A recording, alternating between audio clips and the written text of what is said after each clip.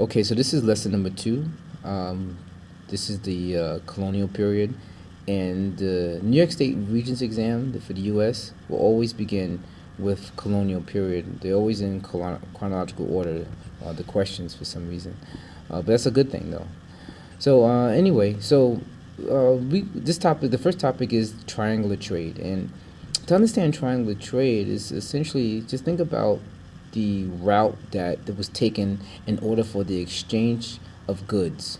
That is all it is. The route that's taken for the exchange of goods. For an example, the goods that was produced in the 13 colonies, and whenever we talk about the colonial period, we're talking about the 13 colonies in North America. That was before America was America, before it became the United States of America, before the Revolutionary War. So colonial period is simply before 1776, essentially. So in this colonial period, the there were goods that was produced out in the 13 colonies and shipped over to Europe for Europe's benefit.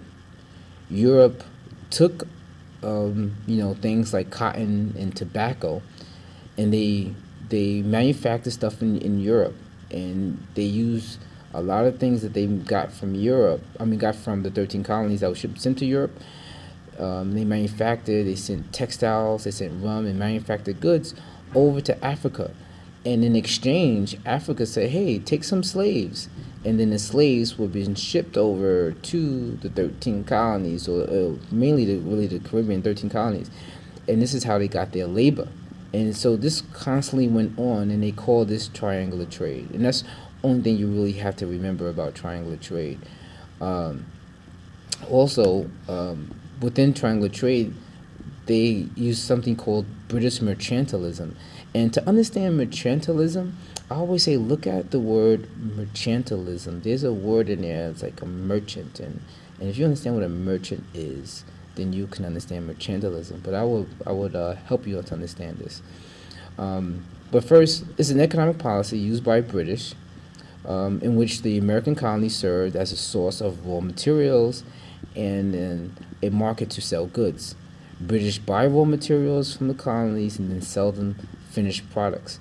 Just to show you an example of what I'm talking about is that Great Britain essentially went over to the 13 colonies and took over this land.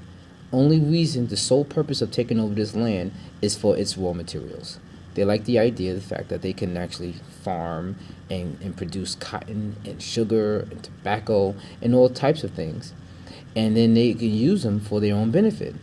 So they didn't care about what was going on in the 13 colonies. I only care about what the 13 colonies can produce. So I took a lot of their, or Great Britain rather, took a lot of their materials and brought it into Great Britain for Great Britain's benefit.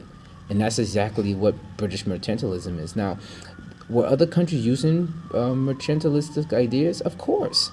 But if you're just talking about Great Britain, so that's why they call it British mercantilism. But mercantilism, whether it exists in Japan or China, mercantilism is mercantilism. Anyway, but this British mercantilism that happened in the 13 colonies, it limited the manufacturing in America.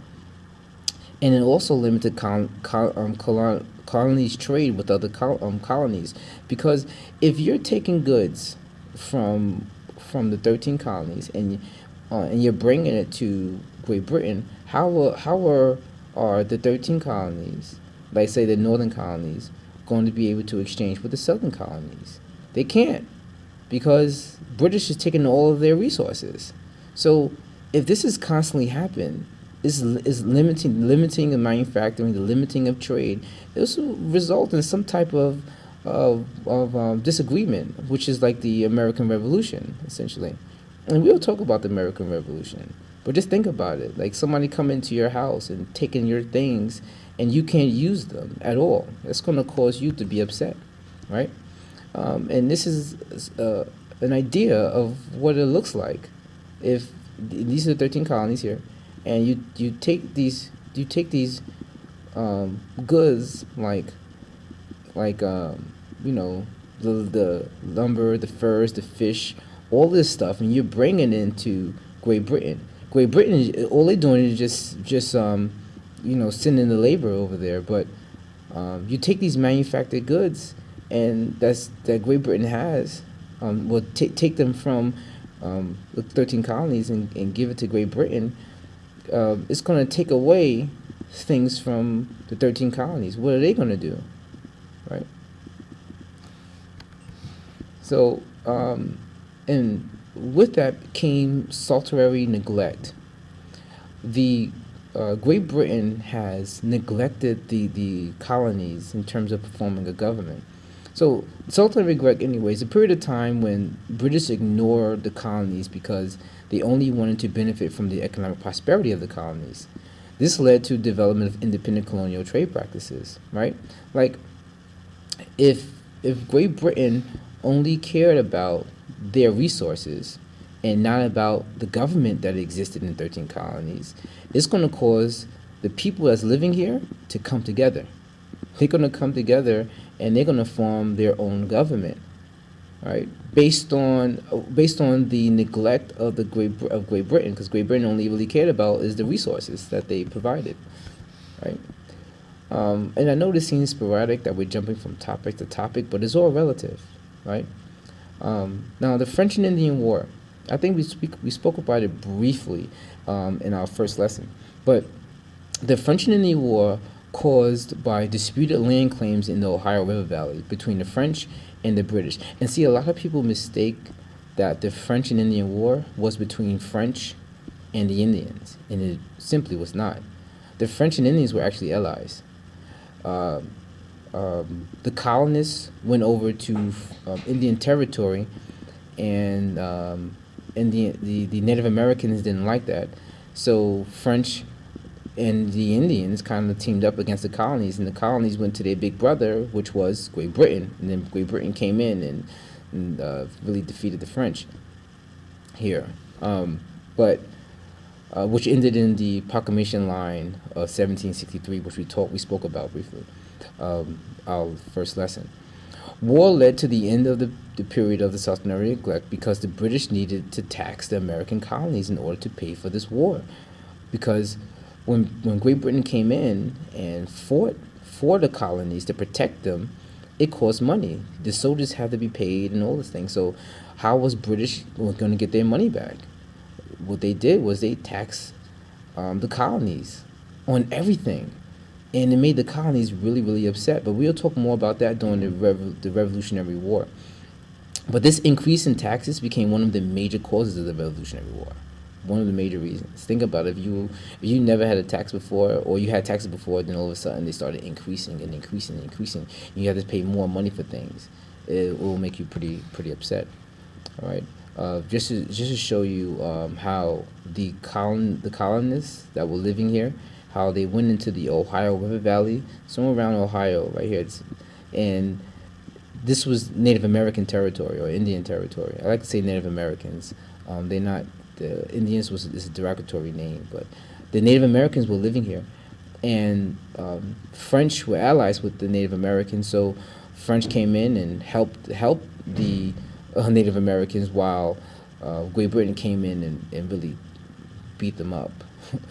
And you're going to see throughout history that Great Britain and France did not like each other at all. They was always battling, and who was always in the middle? United States. You're going to see that later on. We talk more about that later.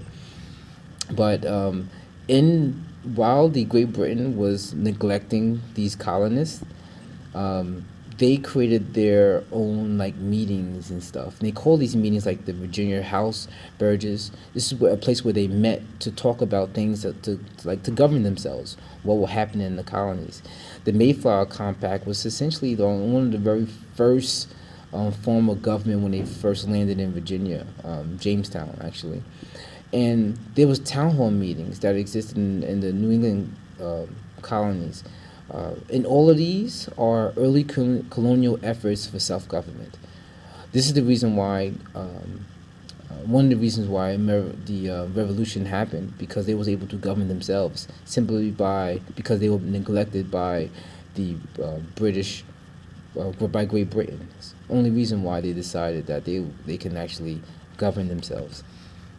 Here's an example of what like the Mayflower Compact was, and you have some town hall meetings in the House of Burgess. They all met there. The last thing on this lesson here is the Albany Plan of Union. And now I really don't see a lot of questions on this that you really have to know the Albany Plan of Union. I mean, I see it as an option on the Regents, but I really don't see it as one we have to understand and define what it is. But we'll talk about it for this purpose because it's here. But this was an early attempt to unify the American colonies under British rule. But the thing is, colonies didn't really want to be under British rule.